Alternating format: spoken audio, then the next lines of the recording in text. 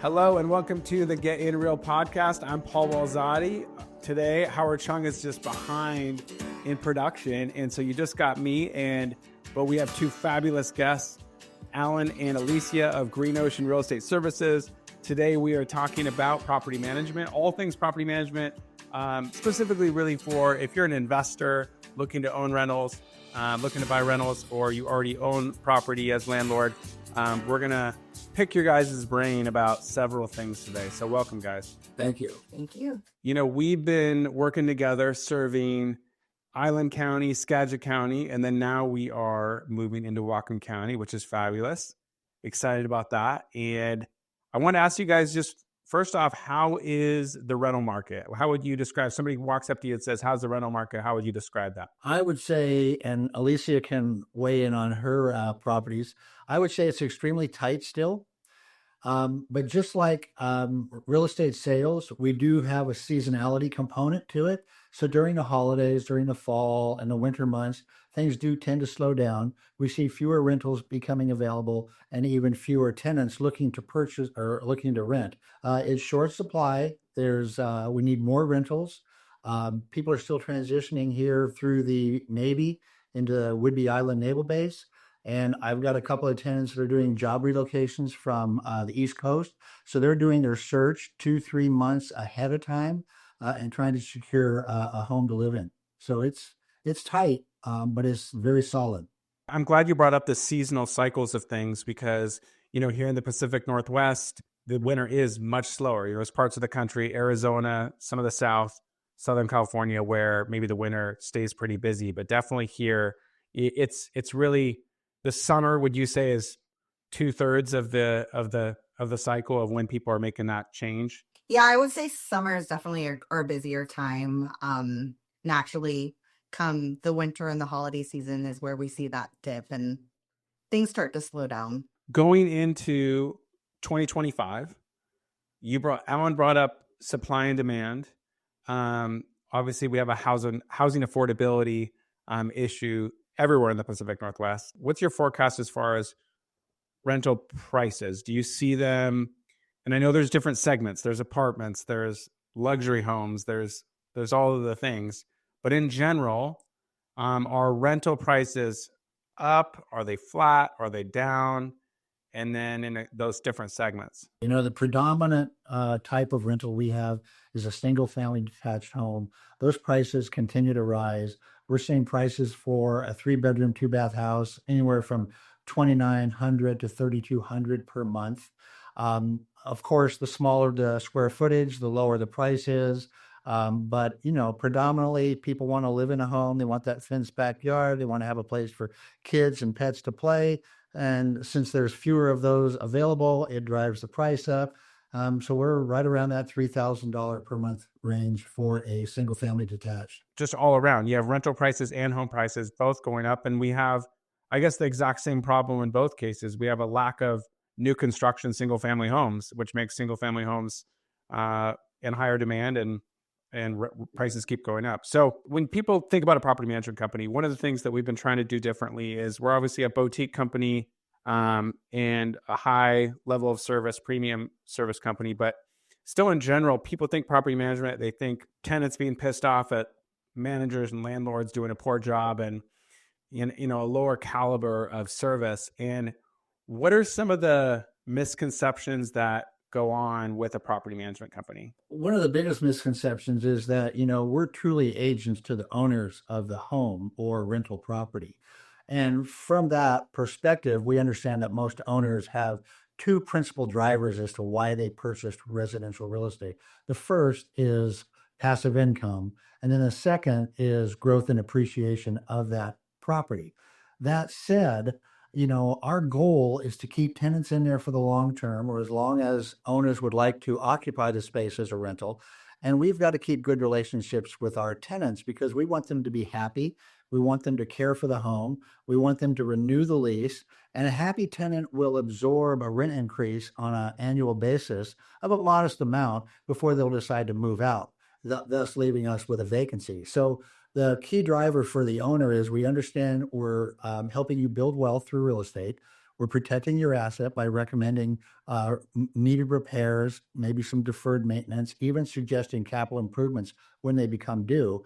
And we do work for you, the owner, but we're also there to help the tenants make sure that they have a comfortable home to live in and stay there. Yeah, and that does seem to be a little bit of the tricky part, right? Is you absolutely want to have happy renters, but your first obligation is truly representing the landlord. And so the art of that can be difficult. I mean, Alicia, do you have any kind of thoughts on that when you're working with tenants versus landlords? What's the art in handling all that? I mean, Alan spoke to it a little bit. I mean, it just really boils down to if you have a happy tenant, everything's going to work better. So you're still definitely focused on them too, but what's the balance there for you? I would say that's absolutely right what Alan was saying. As much as we are agents for the landlord, the tenants are important, and we've got to make sure that we're keeping good communication and we're handling all procedures properly to make sure that we're keeping them happy as well. Well, and Alan, you talked about the maintenance of the home, and you know, we're also trying to make sure that we're doing a good job of staying with everything in code and safe. And talk about we do lease onlys too, and so maybe if either one of you guys could explain how a lease only works, and then when somebody does want to save some money, they want to self manage it, but they just want help with the paperwork and everything. What are some of the really important tips that you have for them on how to handle that, what to think about with the house and everything like that when they're about to rent it? I would say definitely pricing. We can see some houses priced way too high, and that will, of course, leave the home vacant for a long time. People are not really interested in a home when it's clearly priced too high. And then screening tenants as well. I would say screening tenants there's definitely an art to screening tenants. You've got to know the right questions to ask. And going with the property management company, you have that third party who is dedicated to making sure that we're placing the proper tenants in your home. And I would add to that, we're bound by certain tenets of the Landlord Tenant Act. For example, we're obligated to lease to the first qualified applicant that comes forth. And we can state our qualifications requirements and make those available to tenants. We can terminate a lease if there's a violation of those qualifications and they don't disclose something that's later discovered. We also have to be very careful with the questions we ask during our application process. For example, we cannot require a tenant to provide their social security number. We cannot disqualify a tenant based on certain background information that we can obtain. So it's a very much of a slippery slope. And the RCW here in Washington, mandates what direction we can go with screening applicants. As a landlord who's managed my own properties before, there is also something to what you guys are talking about. Even though we are happy to help people, and you guys are happy to help people with these lease onlys, of course, having that person in between you and the tenant, man, it can make a world of a difference, because you get into these spots sometimes where a renter gets behind or something else is going on, and a lot of landlords want to be very empathetic, and as they as in many cases you want to be, but you get in a bad situation with the tenant, and it can get really stressful. It can become a huge financial burden for the landlord if you have a tenant who's not paying or refuses to move or whatever the case may be. And man, just also having somebody in between in that situation to help bridge that gap, that's definitely important. But still, let's say that they're still moving forward, they're managing it themselves. Let's just touch on what are a couple things that I know we have a contractor that goes through and will do an inspection, at least a visual inspection. But when you're going out to these properties that people are renting, what do you see the most often that's missed when they're preparing their home that they need to be aware of when they're renting a property? Well, I can speak to my properties. The one thing that's most often mixed is operating and a proper number of smoke and CO detectors that are in each home. We're mandated by, again, RCW and the Department of Licensing to make sure that, we provide adequate protection, not only to the home, but to the tenants as well. So the one thing I see most often missed is that. The second most often mixed is just overall condition.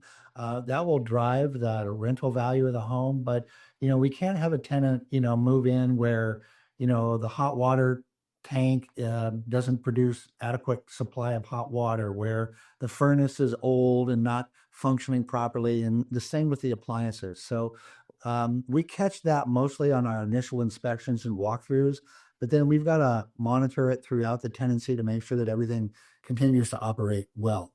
What are some not very well known aspects of the Landlord Tenant Act that an investor, a landlord should be aware of? I would say like the notice periods for sure. They're usually, it's really hard to interpret these laws, and that is a huge one that can really get you into some hot water, is not properly notifying your tenants.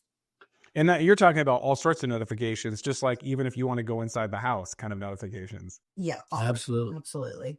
Well, it becomes even trickier when you're doing renewal notices with a potential rent increase. The state of Washington out of Olympia has mandated certain, timelines necessary for notices. For example, we have to provide a 60-day notice of a rent increase to the tenant. But other communities are adopting an entirely different timeline. Whatcom County, for example, has a 120-day notice required to the tenant before the rent can be raised. There was some discussion in years past, too, of capping the maximum amount or percentage of rent increase at 10%, but that hasn't passed. But we're still bound to a 60-day notice in some municipalities, 120 in others.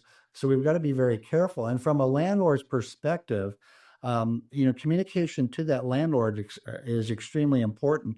For example, if I have to provide a 60-day notice of a rent increase to the tenant, I'm letting the landlord know at least 75 to 90 days before that timeline starts.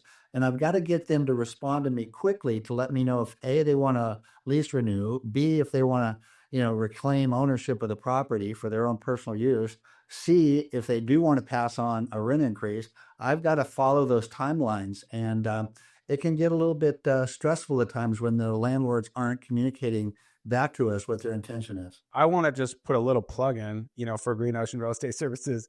And let's talk about, for if somebody is looking to hire you guys, what are some things that we do a little bit differently than most property management companies? A big one is approaching our rentals the same way that we would approach a home for sale. This is like music to my ears, because that was kind of one of the things I was hoping you were going to say, is that, our property management company, it should be no secret that it's born out of, we're John L. Scott Real Estate as a company. This is Green Ocean Real Estate Services is an affiliate property management company, but we're kind of both.